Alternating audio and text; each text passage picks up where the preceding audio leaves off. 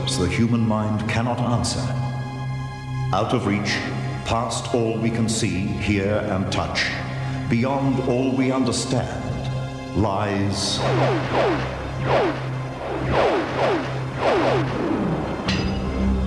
the extraordinary. I'll give you a ride. And what I'm about to tell you is true if you want to hear it. I do want to hear it. You do want to hear it, then I'll tell you. The extraordinary is the night a dead man played Good Samaritan to actor Telly Savalas on a lonely highway.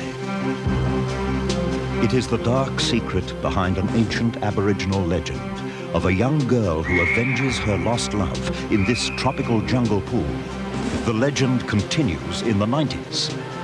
Death toll, 11. It's an unusually high amount of people or number of people to be drowned or to be accidentally killed in any area, yes. It is the supernatural appearance of this wartime airman in a photograph taken 3 days after his death. He would undoubtedly have been in the photograph if he hadn't died. And there he was. The extraordinary is the eerie, super-intelligent conspiracy of these killer whales to plan and execute a premeditated hit on a trainer they didn't like. It is the unexplained phenomenon of a young woman legally blind since birth who can see with perfect clarity when this Stanford University doctor puts her under hypnosis. Could you look at me and describe what you see? He's a big man. A big man? You not have hair here. That's right. Just some of the stories that lie beyond our normal understanding.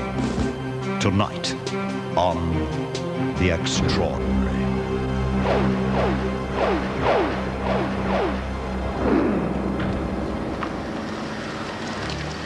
Good evening. I'm Warwick Moss.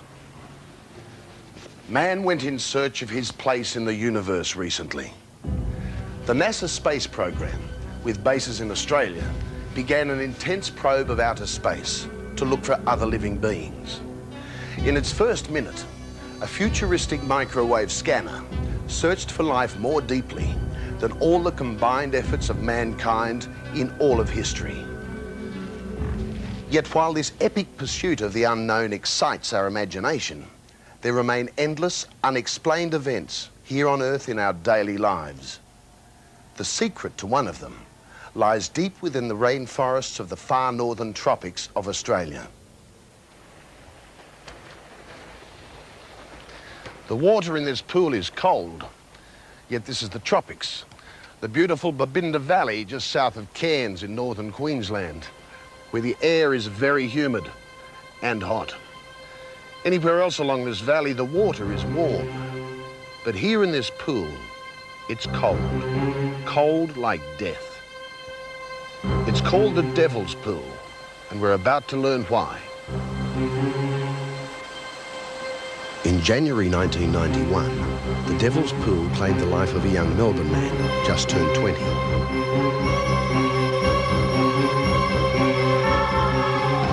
Somehow he slipped on these rocks, lost his balance, and went into the cold water, never to come out alive.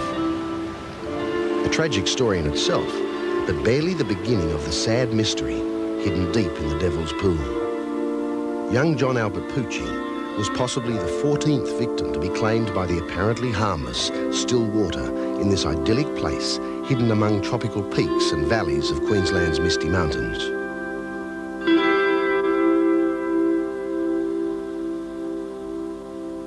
The previous victim was a German woman, a tourist in her 40s. This follows the disappearance of a 45-year-old West German woman. She was drawn into the Devil's Pool in May 1989 and never came out. The woman apparently wandered away, but was witnessed falling into the Babinda Creek from the top of a waterfall.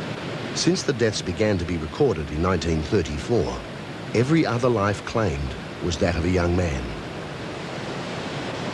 And that may be the clue to the real and deadly secret of the Devil's Pool. A legend that dates back through untold generations of the Yindinji Aboriginal tribe who've inhabited these northern tropics for centuries.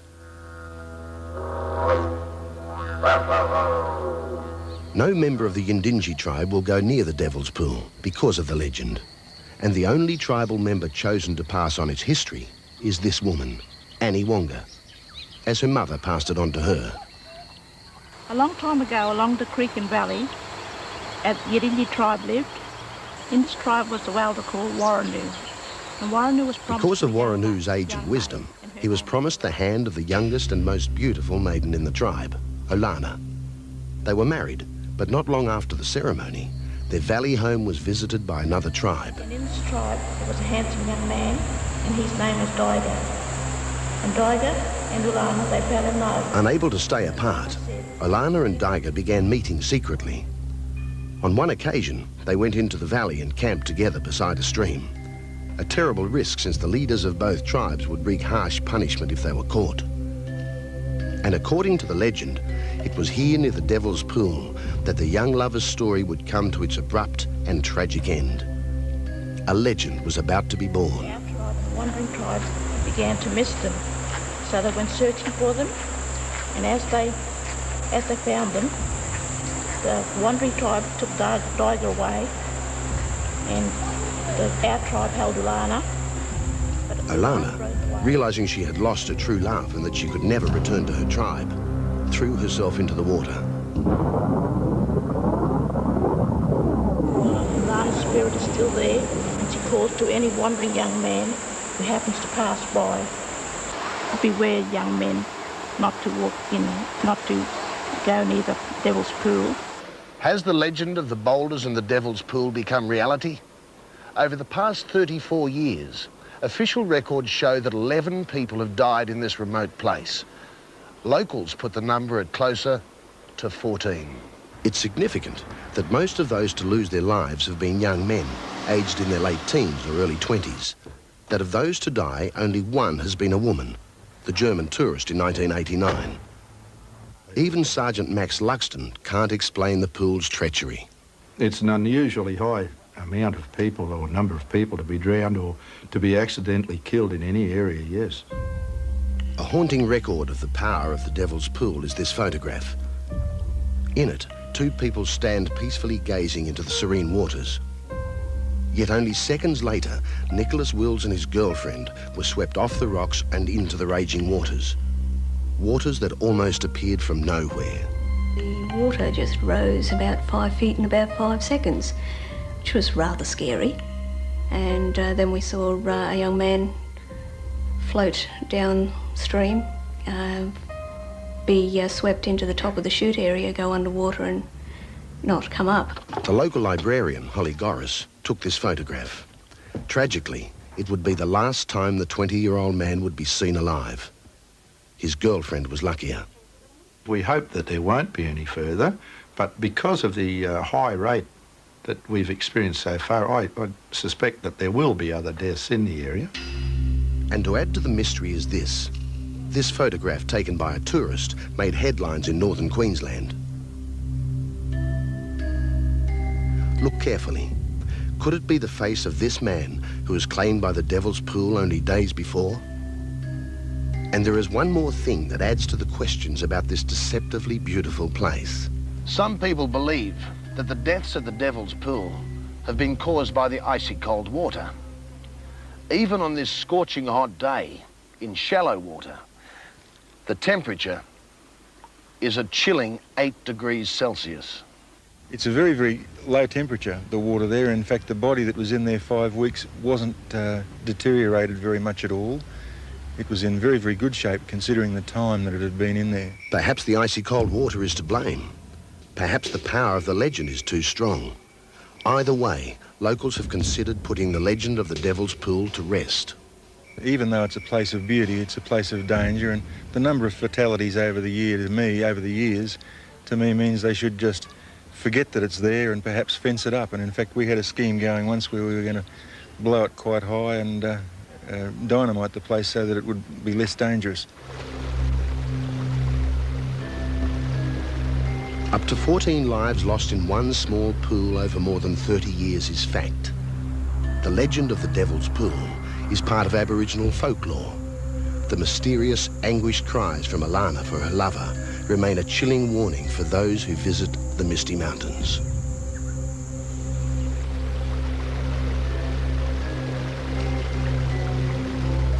Just an old tribal myth? Maybe.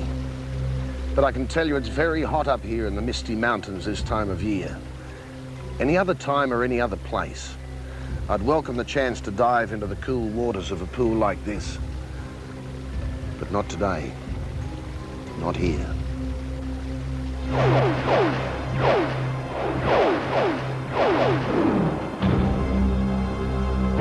We listen to bizarre and supernatural stories, told by friends and strangers, maybe with a little grain of salt.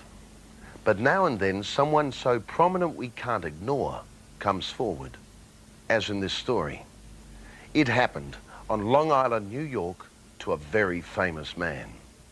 And what I'm about to tell you is true if you want to hear it. I do want to hear You do want to hear it, then I'll tell you. I was never superstitious. I'll give you a ride. But then something happened in my life which scared the hell out of me. And for something like that to happen to me is something that I can't understand to this day. God knows how many years ago. Let me think now. 58, 59. It's a lot of years ago. Now, I just left off a date. Beautiful young girl since left us. And it's about 2 o'clock in the morning, and I'm going home to Long Island after dropping her off. And as would happen, I ran out of gas. And I go into this White Castle restaurant. I says, is there a gas station open? He says, yeah. He says, you walk through the woods there. He says, get on the Grand Central Parkway, take it to the Cross Island Parkway. He says, and the gas station there open all night. Okay. So I am, start walking through the woods, a wooded area, not the woods, going up, and as I'm doing that, I hear a voice say, I'll give you a ride. I turn around, and there's this guy in the Cadillac. And I didn't hear the Cadillac. You hear the voice, and what do you see? I see a guy in a white suit, and I hear an effeminate voice. He say, I'll give you a lift. I said, that's very nice. I said, I'm going to a gas station. We get to the gas station, talking very nice. And I'm fumbling around in my pockets. And he says, I'll lend you $1. Well, I didn't ask him for money. And the truth is, I was broke. And I said, well, look, I says, you know, I work for the State Department, and, well, anyway, give me your name and address, all right? Allow me to mail it to you, because I'm very embarrassed. Anyway, I go there, I get a can, pay for the gas. And we start driving back to my car to put the gas in the car, and I thought that was very nice of him. And then in the clear blue sky, he says, I know, I'm not going to mention the name, I know so-and-so. And it's a baseball player. We weren't talking baseball. Oh, I said, who's he? He says, well, he's a utility infielder for the Boston Red Sox. Oh, it's so bizarre that he would say it in the spookiest voice I ever heard. He kept driving, get to my car, put the gasoline in. He pushes me to get it started, pushes me to get it started. My car starts. I thank him very much. All in all, it's a very lovely experience to meet someone to help you out like that. No incident whatsoever. Go home, go to work in the morning, get out in the afternoon, this headline in the then Journal American. So-and-so dead. The guy he mentioned in that very spooky voice, age 20-some-odd, young ball player, under very mysterious circumstances. Autopsy and all that stuff. I said, God, what a frightening coincidence. I go home and I says, hey, Ma, isn't that funny? My mother, I think, was part witch. I explained it to her. She says, well, yeah, Telly, strange things that do happen. I said, but. And then I remembered that he gave me a piece of paper for me to send the buck to. I look at it, and there besides the address is a telephone number. Okay. Pick it up and I call the number.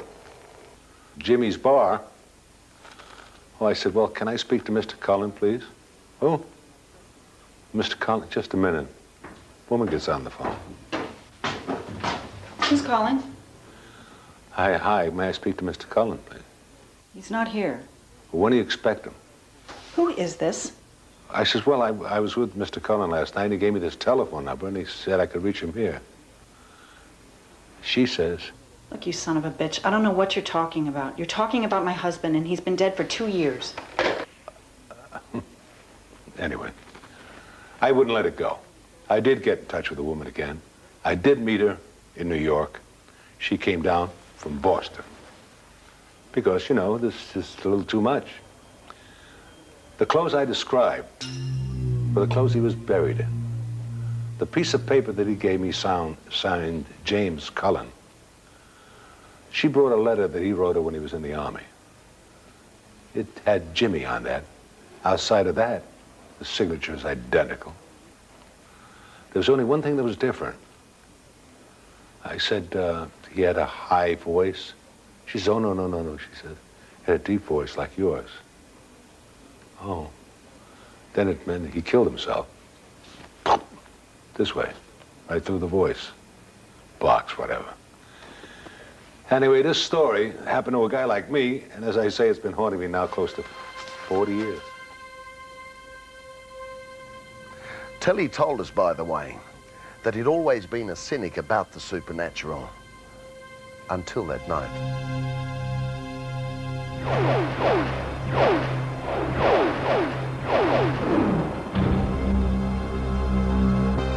Coming up, the story of 2 killer whales and how for a week they devised an intricate plot of almost human intelligence to attack one of their traders. Margot has been legally blind since birth, but under hypnosis of a Stanford University doctor, a miracle. You would pick up this book of all books. I'm sorry that I didn't have Sports Illustrated. This is one of them I'm supposed to read. Yeah, see, that's why I'm doing. There's something you should know about one of the men in this World War I photo. He was killed 3 days before the picture was taken. Once you've seen it and knew the face, it was unmistakable. You know, if you pause and look around you, really look around you, there are mysteries almost everywhere that we easily pass over during our normal daily lives.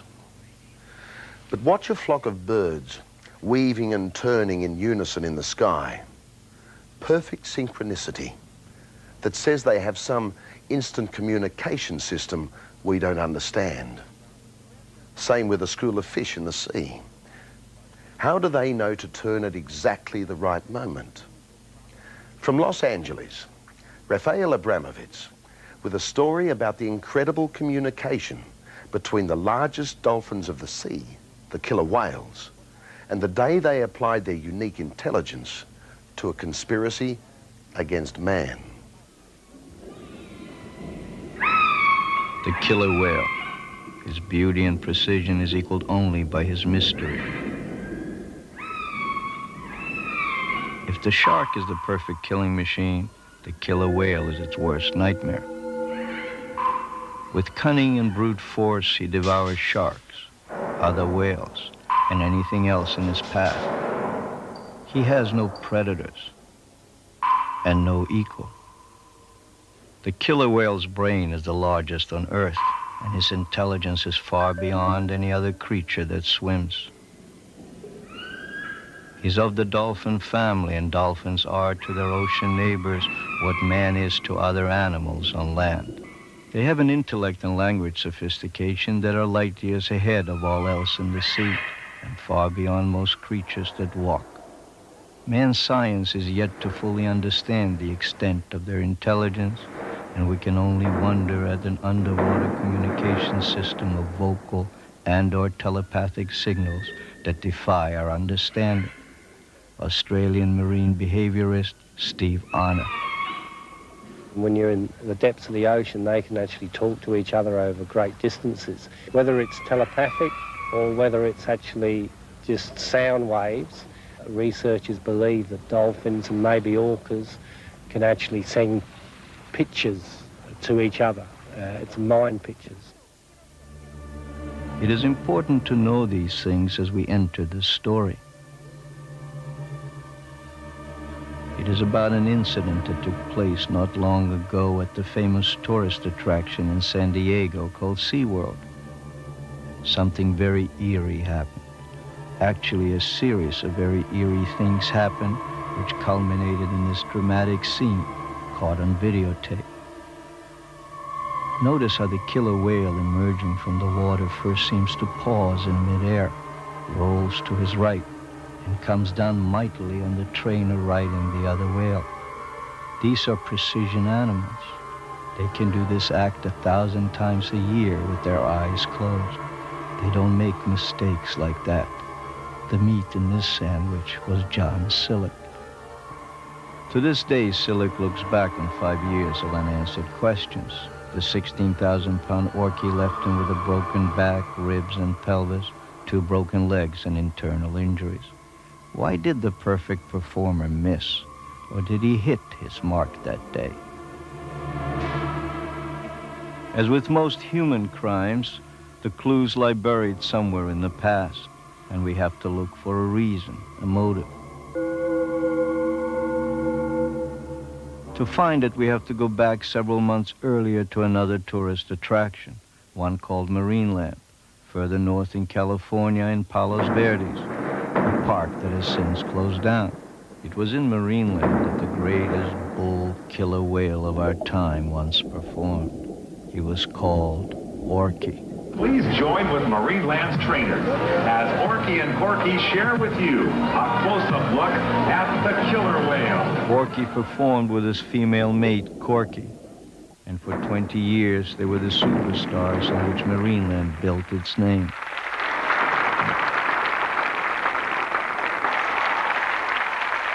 The killer whale Orky and his mate had a husband and wife relationship. While Orky was fearsomely dominant, he was also ferociously protective of Corky.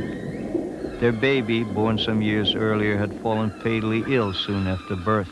It refused to eat, and both Orky and Corky showed visible signs of grief. It's significant to the story that in its final hour, the baby was taken away in a sling, never to return. Their trainer, Gail Lawley, would speak of the closeness of the parents after the tragedy. You know, it was a nice thing about them. I mean, he was a very dominant animal, but he also took care of her. Marineland liked them, and they seemed to be content in Marineland. But then one day in 1987, Marineland was sold, bought out by a competitor, and suddenly closed down. Life was about to change drastically for Orky and Corky. They would be removed from their tank and shipped south to San Diego's SeaWorld.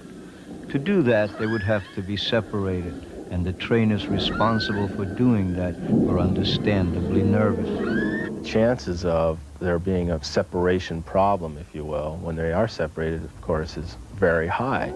As they videotaped the removal that night, a strange calm seemed to come over Orky. He didn't fight. And he swam right up into the stretcher, and then he laid there. If Orky resented the disruption, he was keeping it within. Perhaps he was trying to reassure his mate. In fact, it was the female, Corky, who cut loose that night. Corky is just flipping out. She's trying to swim into the stretcher with him. She's going nuts. And he started doing a vocal that I've never heard before. Finally, Corky would submit, and the transfer would eventually be achieved. Meanwhile, down in SeaWorld, other killer whales were about to have their world intruded upon. They were the 5 females. 2 of them stars named Candu and Shamu. They were the split-second performers who drew 1 million or so people to the park every year.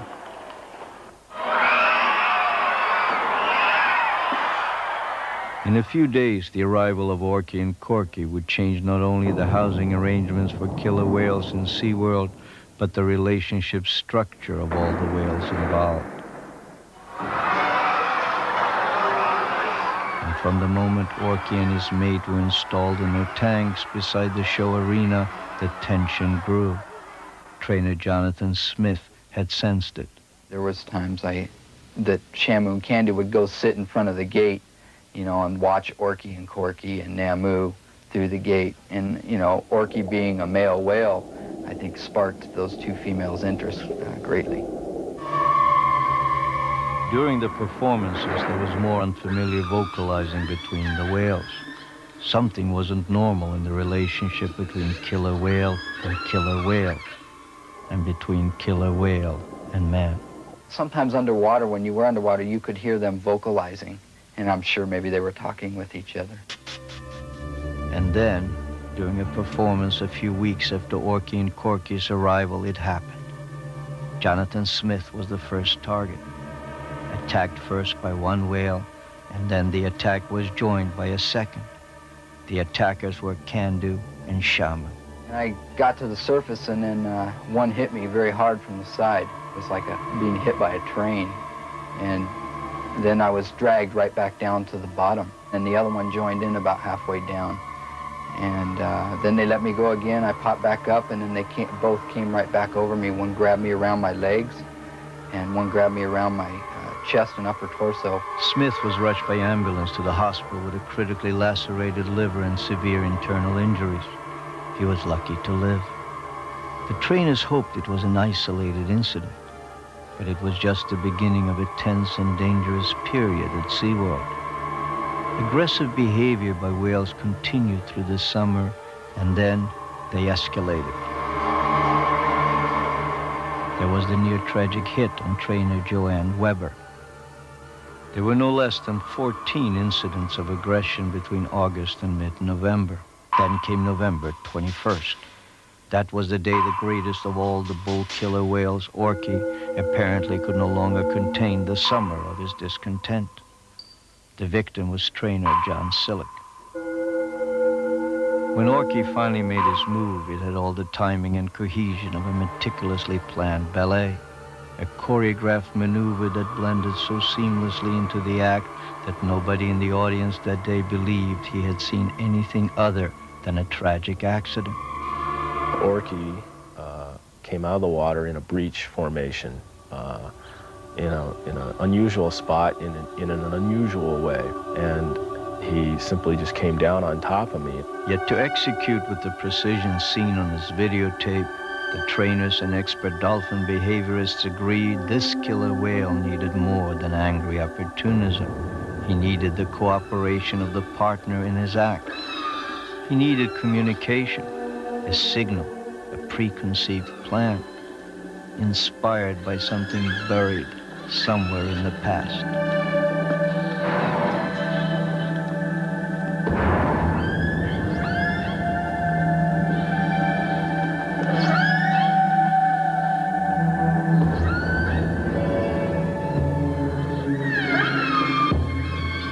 In human legal terms, it's called premeditation.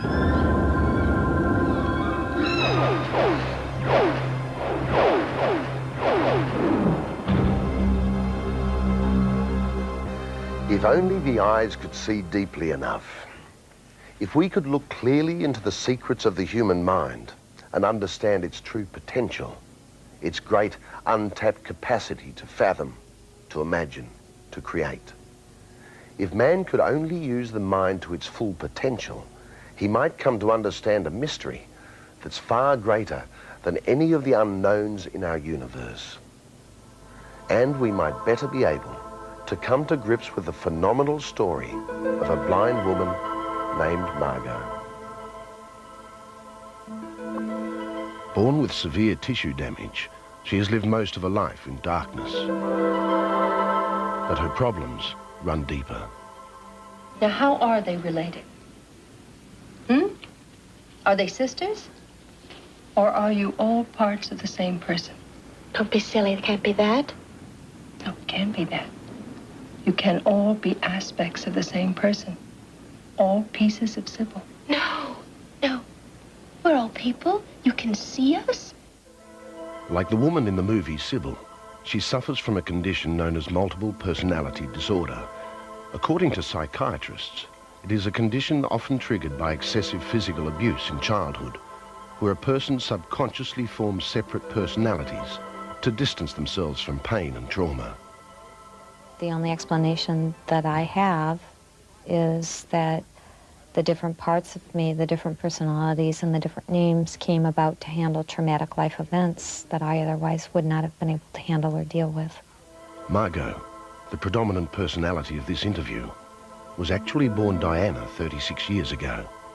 But Margot has taken over as the core personality.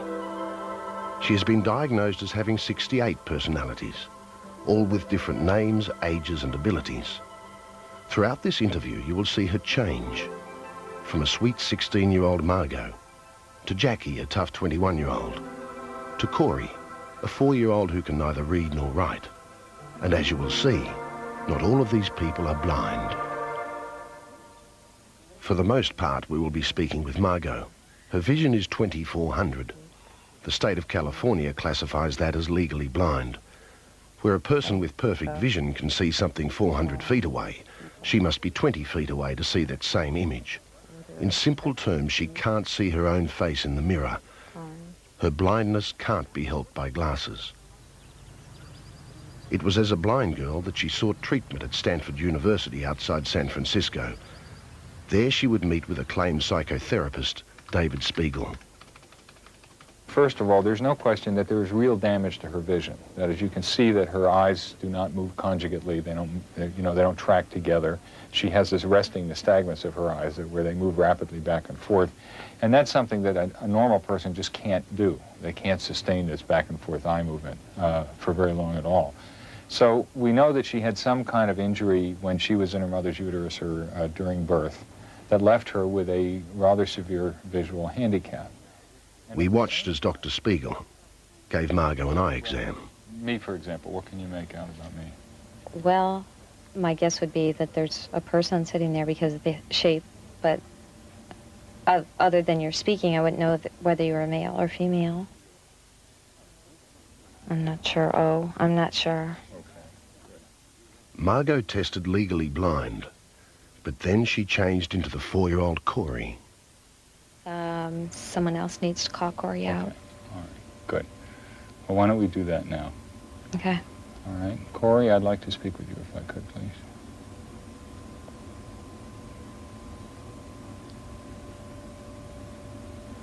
Corey.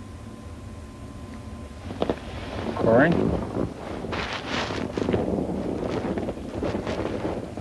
Hi, Corey. Hi. Do you remember me, Corey? Yeah. Yeah? Do you know who I am? Where may be? Where you be? Yeah. I'm Dr. Spiegel, and you're in my office now at Stanford Medical Center. As we see next, little Corey has good vision. Could you look at me and describe what you see? You be the big man. A big man? And you not have hair here. That's right. That's right. What else do you mean? You have eyes to be the color of your shirt. What color is that? Be the color of the sky. The color of the sky? That's right. Okay, can I talk to Margot again, please?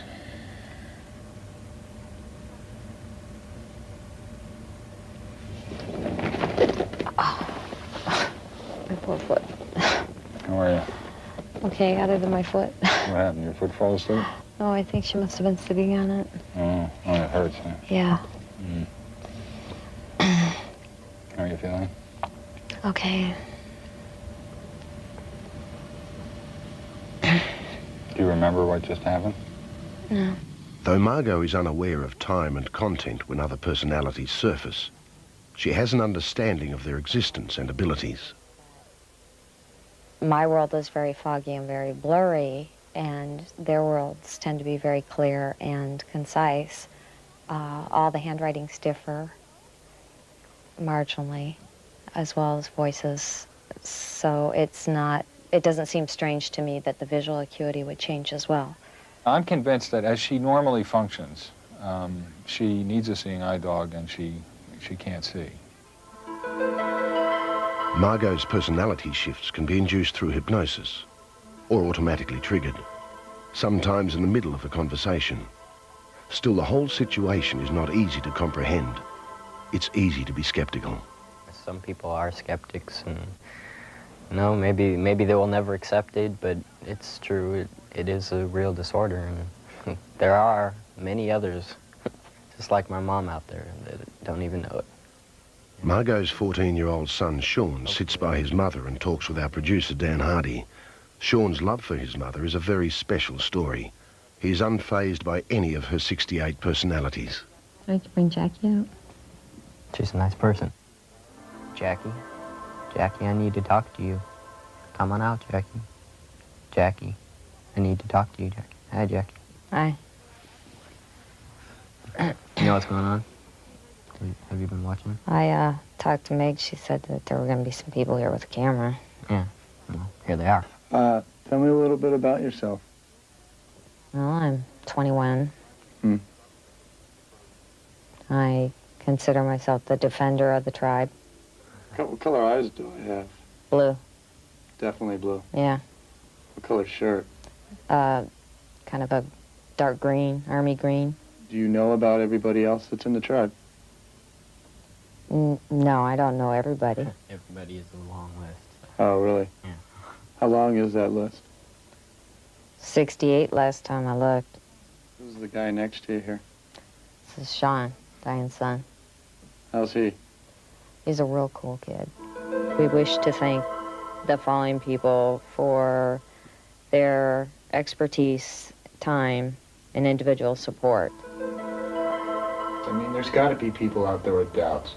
I'm sure there'll be skeptics, and I don't blame them. I can't say that I wouldn't be a skeptic if I were on the other end.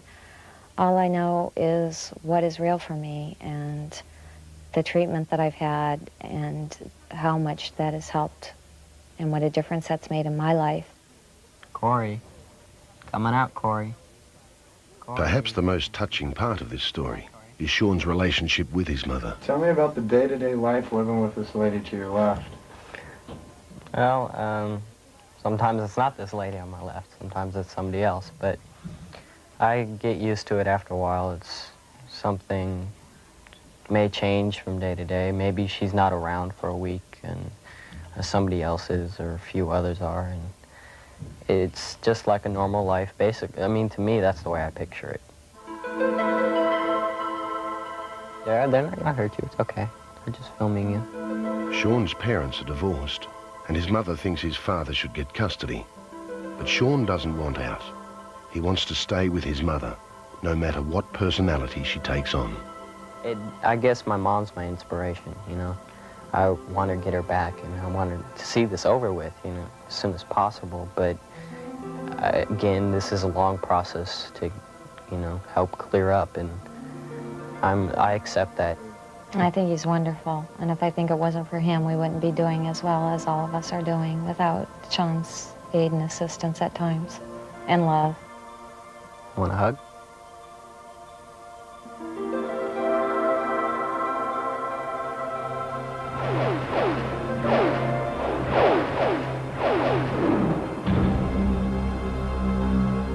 In the middle of life's crises, when all about us is chaotic and our perception of reality is warped by the horror of war or great catastrophe, it's easy to miss even a dramatic moment in time. One of those moments was caught in a photograph during the worst hours of World War I, and it has led to one of the great unexplained mysteries in Bobby Capel's long life. Alison Holloway in London has tracked down that photograph and that moment.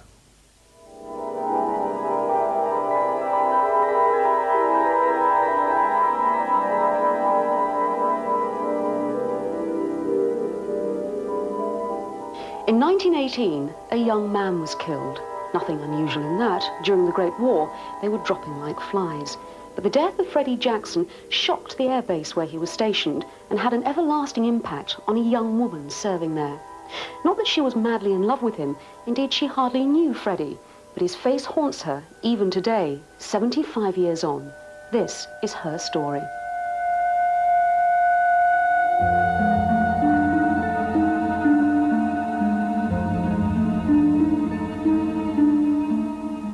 We were very sad when we heard he had died, because it was one of a group. I suppose it was the comradeship. We were all the transport yard was very much a sort of, I suppose you might almost say a clique. This was Bobby Capel's extended family in 1918, the men and women of the transport yard at Cranwell in Lincolnshire. I had a job of going round to the officers' mess every morning in my tender, which was then rather like a Land Rover now, they looked like. And I was to take any officers who wanted to go into Sleaford, which was the local town. And a blue jacket used to come out and say, "Liberty boat alongside, sir, anybody for the shore?" Friendship blossomed. Then one day, just before the unit was disbanded, it was decided there should be a group photograph, a souvenir of their time together, something to keep forever. I remember us all getting very smart and spick and span to be photographed. But there was someone missing in the lineup, a young mechanic called Freddie Jackson. Freddie had died only days earlier, though not at the hands of the enemy. Rather, it was said he had walked into a propeller. His would be the one face missing from the photograph.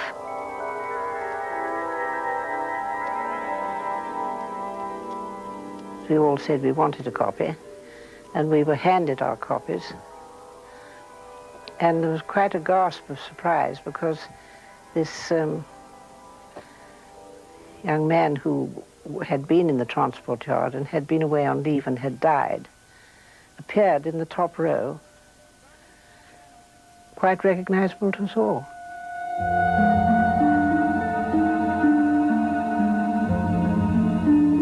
To the right and behind the shoulder of the man wearing the hat is Freddie's face. He's got no hat on. Everybody else has got a hat on, and he's quite obviously just his hair. So he's different from the rest. Once you've seen it and knew the face, it was unmistakable.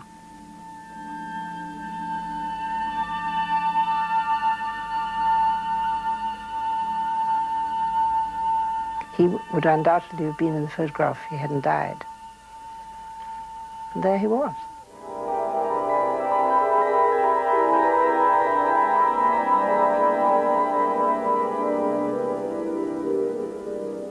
I think we all thought it was exceedingly spooky. It was very eerie to us, this man who we'd known in the transport yard, appearing so clearly when we knew he was dead. And this was a tremendous shock in a way. It's been a very definite memory in my mind all my life. And I'm glad I've kept the photograph. I suppose this made one think pretty carefully about it. But I had a sister who saw ghosts who I certainly couldn't disbelieve. So I have no reason not to believe in ghosts. I don't think I've ever, well, I can't say I've never seen one myself, but I suppose looking at this photograph I have.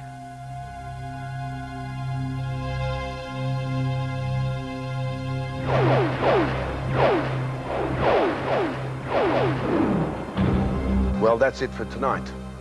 Thanks for joining us. And as we go, listen to the subject of one of the other stories in our next show. Popular radio and TV personality Doug Mulray, in a far more somber mood than we normally see him, tells his true story of a ghost. I don't remember her moving her feet. I don't remember her walking per se. I just remember the image, almost like a photographic image of a person who was fluid. I mean, definitely, it was not a static image. She sort of turned as she moved across the room. But just for 1 or 2 seconds was there before my eyes and then gone. The reality, the single reality that dominates my memory of the experience is this spectre. And it was there and was real, and it confounds everything I believe.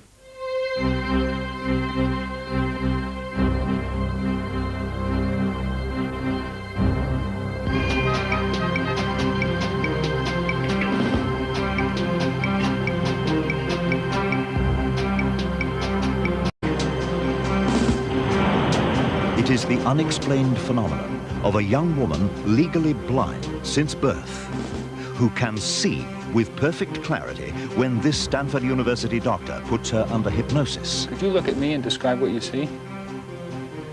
He's the big man. A big man? You not have hair here. That's right. Just some of the stories that lie beyond our normal understanding. Tonight on The Extraordinary.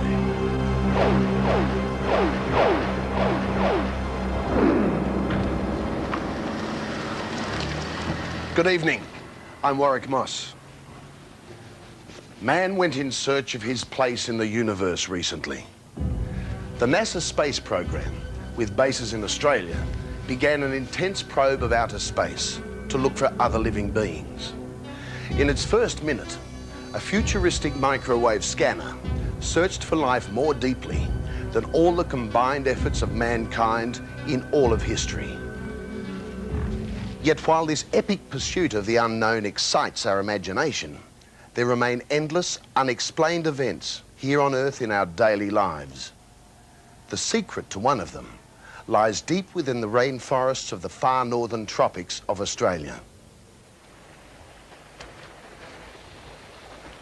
The water in this pool is cold, yet this is the tropics. The beautiful Babinda Valley just south of Cairns in northern Queensland, where the air is very humid and hot. Anywhere else along this valley, the water is warm. But here in this pool, it's cold. Cold like death. It's called the Devil's Pool, and we're about to learn why. In January 1991, the Devil's Pool claimed the life of a young Melbourne man, just turned 20.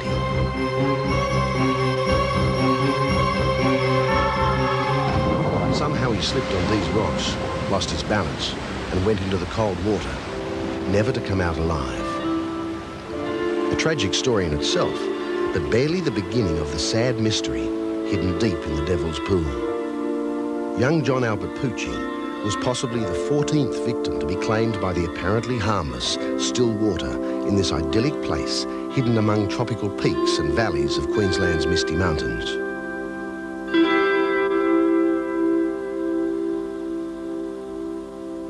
The previous victim was a German woman, a tourist in her 40s. This follows the disappearance of a 45-year-old West German woman this She was drawn, a terrible risk since the leaders of both tribes would wreak harsh punishment if they were caught. And according to the legend, it was here near the Devil's Pool that the young lover's story would come to its abrupt and tragic end. A legend was about to be born. Our tribe, the wandering tribes, began to miss them, so they went searching for them. And as they found them, the wandering tribe took Diger away, and our tribe held Ulana. Olana, realizing she had lost her true love and that she could never return to her tribe, threw herself into the water. Ulana's spirit is still there, and she calls to any wandering young man who happens to pass by. Beware, young men, not to walk in, not to go near the Devil's Pool. Has the legend of the boulders in the Devil's Pool become reality? Over the past 34 years, official records show that 11 people have died in this remote place. Locals put the number at closer to 14. It's significant that most of those to lose their lives have been young men, aged in their late teens or early 20s. That of those to die, only one has been a woman, the German tourist in 1989. Even Sergeant Max Luxton can't explain into the Devil's Pool in May 1989 and never came out. The woman apparently wandered away, but was witnessed falling into the Babinda Creek from the top of a waterfall. Since the deaths began to be recorded in 1934, every other life claimed was that of a young man. And that may be the clue to the real and deadly secret of the Devil's Pool. A legend that dates back through untold generations of the Yindinji Aboriginal tribe who've inhabited these northern tropics for centuries. No member of the Yindinji tribe will go near the Devil's Pool because of the legend. And the only tribal member chosen to pass on its history is this woman, Annie Wonga, as her mother passed it on to her. A long time ago, along the creek and valley, the Yidindi tribe lived. In this tribe was the elder called Warranu. And Warranu was promised... Because of Warranu's age and wisdom, he was promised the hand of the youngest and most beautiful maiden in the tribe, Olana. They were married, but not long after the ceremony, their valley home was visited by another tribe. And in this tribe, there was a handsome young man, and his name was Daiga. And Daiga and Olana, they fell in love. Unable to stay apart, Olana and Daiga began meeting secretly. On one occasion, they went into the valley and camped together beside a stream. Questions the human mind cannot answer. Out of reach, past all we can see, hear, and touch, beyond all we understand, lies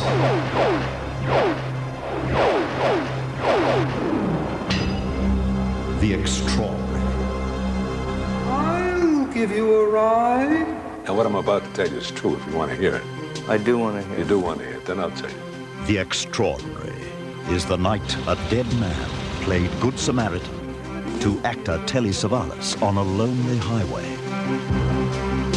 It is the dark secret behind an ancient Aboriginal legend of a young girl who avenges her lost love in this tropical jungle pool. The legend continues in the 90s. Death toll, 11. It's an unusually high amount of people or number of people to be drowned or to be accidentally killed in any area, yes. It is the supernatural appearance of this wartime airman in a photograph taken 3 days after his death. He would undoubtedly have been in the photograph if he hadn't died. And there he was.